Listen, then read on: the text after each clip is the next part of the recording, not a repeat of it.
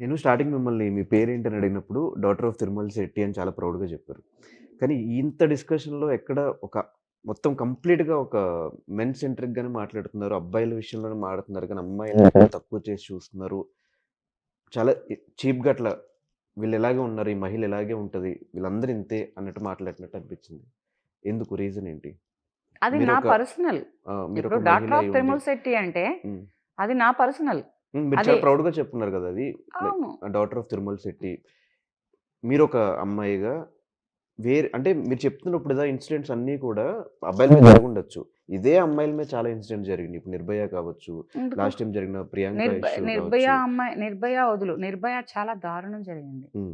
నిర్భయ అనే అమ్మాయిని చాలా దారుణాతి దారుణంగా చంపారు. వాళ్ళని ఉరివేయకూడదు. ఉరివేసి హ్మ్. సుప్రీం కోర్టులే గాని, హైకోర్టులే గాని తప్పు చేశాయి. అలా ఉరివేయకూడదు. కాలు చెయ్యి తీసి రోడ్డు మీదేసేయాలి. ప్రియాంక రెడ్డి మన దిశ చట్టం. హ్మ్. ఆ అమ్మాయిని చంపిన వాళ్ళని కూడా ఎన్కౌంటర్ చేశారు. ఎన్కౌంటర్ చేయకూడదు. వాళ్ళని కూడా కాలు చేయి తీసి రోడ్డు మీదేసేయాలి. ఎందుకంటే వీళ్ళు చేసిన తప్పు ప్రతి క్షణం అనుభవించాలి. ఇంకొకడు వీళ్ళను చూసి ఆ తప్పు చెయ్యకుండా ఉండాలి. అటువంటి చట్టాలు, అటువంటి న్యాయాలు మన ఇండియన్ కంట్రీలో లేవు. 29 రాష్ట్రాలైతే ఉన్నాయి కానీ హ్మ్. మన భారతదేశంలో హ్మ్. అటువంటి చట్టాలు రాలేదు, అటువంటి న్యాయాలు రాలేదు. అటువంటి న్యాయాలు వచ్చిన నాడు, అటువంటి చట్టాలు జరిగిన నాడు ఇటువంటి మర్డర్‌లు, ఇటువంటి మానభంగాలు ఆగిపోతాయి. ఎవడికి వాడే సర్దుకుంటాడు. నువ్వు ఇప్పుడు ఈ నిర్భయ, దిశ కేసులు కాదు. 30 ఏళ్ల క్రితం ఆడపిల్ల కడుపులో ఉంది అంటే ఏం చేసేవాళ్ళు తెలుసా? అబార్షన్ చేయించేవాళ్ళు.